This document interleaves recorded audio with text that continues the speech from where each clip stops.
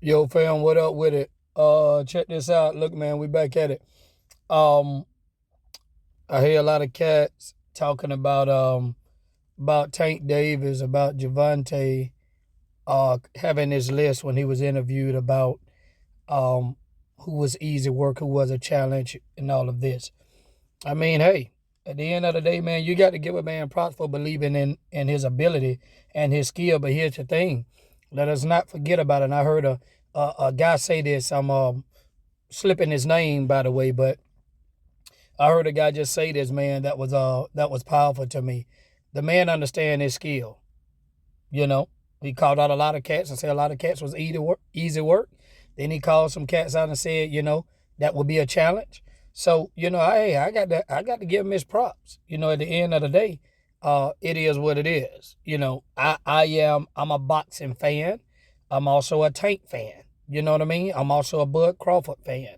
You know what I'm saying? So and I don't just say this because these guys are winners, but I actually look at how they execute in the ring, their IQ, how they actually, their patience in the ring, how they actually move around in the ring. I haven't watched a lot of, if I'm honest, I haven't watched a lot of like Shakur.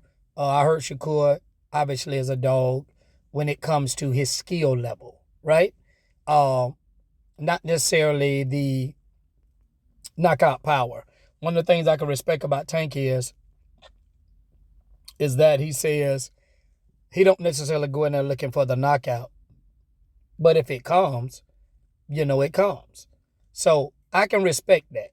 I mean, obviously, a lot of people look at Tank and think Tank just a knockout artist. He's a knockout artist when the opportunity permits. But if you really look at it, he's being very, very underestimated for his skill. He's a thinker. So I mean, obviously that's what made Tyson as great as he was. We look at all of the knockouts that Mike Tyson had, but you got to look at Tyson training. You have to look at his IQ, and although he was not necessarily what we would say the brightest guy, when it came to that ring, bro, not many could outthink Tyson. And the only way you really beat Tyson to me if he was off his game mentally. But if he was mentally sharp, that was an era in a time nobody could beat Mike Tyson.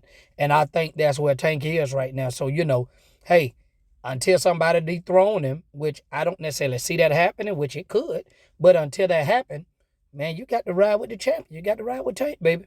You know, he undefeated for a reason. You dig?